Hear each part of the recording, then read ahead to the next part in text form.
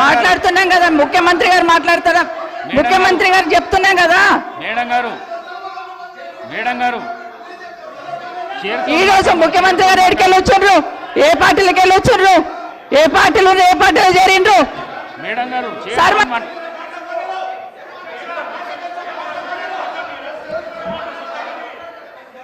సభ madam గారు మీరు చైర్తో మాట్లాడండి ప్లీజ్ చైర్తో మాట్లాడండి.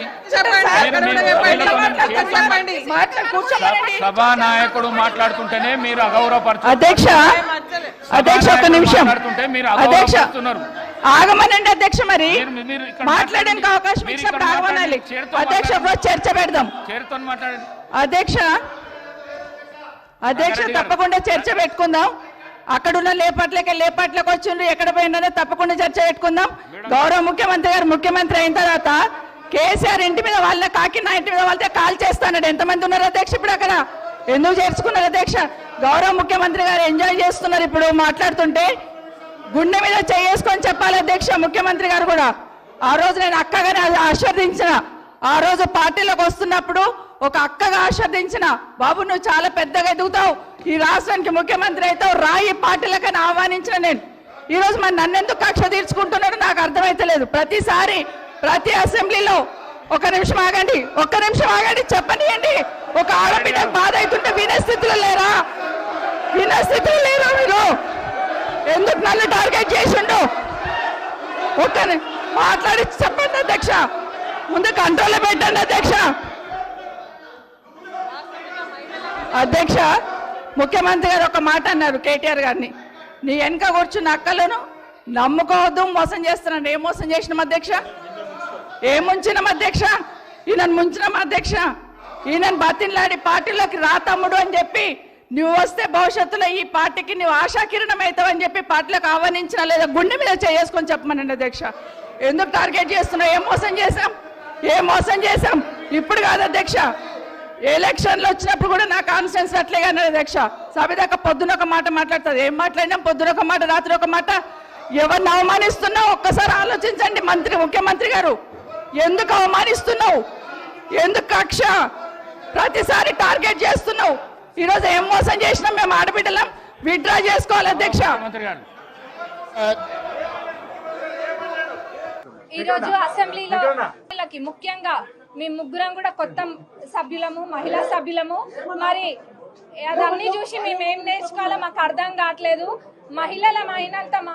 మహిళలము ఇక్కడ మేము ముగ్గురు, మాతో పాటు ఇంకా ముగ్గురు, ఇద్దరు మహిళా మంత్రులు. మరి మా పద్మక్కుంది, సీతక్కుంది, సురేఖక్కుంది, అక్కుంది, రాగమయ్య అక్కుంది, పర్ణిక ఉంది, నేనున్నా. మేము కూడా మహిళలమే. మరి లోపల అట్లేమైనా కనుక జరిగితే యాజ్ ఉమెన్స్ మేము కూడా దానికి అగేనెస్ట్ గానే ఉంటాం. కానీ అక్కడ వక్రీకరించి చెప్తున్నంతగా ఏం జరగలేదు. కానీ ఆడ ఎవరి పేరు కూడా పెట్టలేదు ఫస్ట్. కానీ ఏదో సభను తప్పుదోవ పట్టియానికి, లేనిపోని గోల చేయనికి తప్ప ఆడ ఏం కనిపించట్లేదు మాకు. అట్లా చేసేటోళ్ళు అయితే ఒక్కటి గుర్తుంచుకోవాలి అందరు కూడా. మా చిన్నప్పుడు అది అయినా మాకు గుర్తుంది బానే. ఎందుకంటే రాజశేఖర్ రెడ్డి గారు అంటే అభిమానం. రాజశేఖర్ రెడ్డి గారు చేవెళ్ళ చెల్లమ్మ అని చెప్పి అక్కడి నుంచే కదా పాదయాత్ర మొదలు పెట్టింది. మరి కాంగ్రెస్ పార్టీలోనే కదా మంత్రి చేసింది సబితమ్మ గారిని. మరి అట్లాంటిది ఎందుకు అగౌరవపరుస్తాం? అట్లా ఏమి కూడా జరగలేదు. కేవలం తప్పుదోవ పట్టిస్తున్నారు అంతే. మరి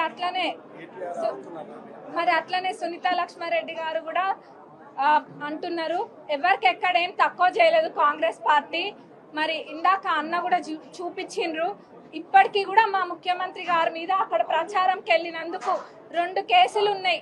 మరి అవన్నీ ఎట్లా మర్చిపోయినరో అర్థం కావట్లే.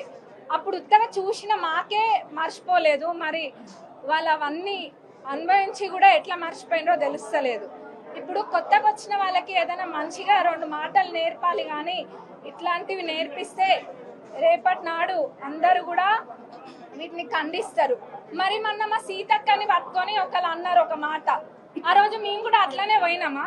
అట్లనే పోయి అట్లనే గోల చేసినామా? చేయలేదు కదా. ఎక్కడ కూడా మేము గోల చేయలేదు. ఎందుకంటే మాకు ఒక పద్ధతి ఉంది. కాంగ్రెస్ పార్టీ అంటే ఒక క్రమశిక్షణతో ఉండే పార్టీ కాబట్టి మా హద్దులలో ఇప్పుడు మేము అధికారంలో ఉన్నా కానీ ఒక హద్దు గీసుకొని అక్కడనే మేము ఉంటాము. మొన్న మా సీతక్కని అన్నప్పుడు మేము కూడా చేయొచ్చు కదా, మనం చేసినామా అన్న? చేయలేదు. మేము కూడా చేయొచ్చు, అంతకు మించిన రచ్చ చేయొచ్చు మా సీతక్కని అన్నప్పుడు. మరి గత 10 సంవత్సరాలు కూడా ఏం చేసిండ్రు ఎవరు చూడలేదా? అందరు చూసిండ్రు, అందరికి అన్ని తెలుసు.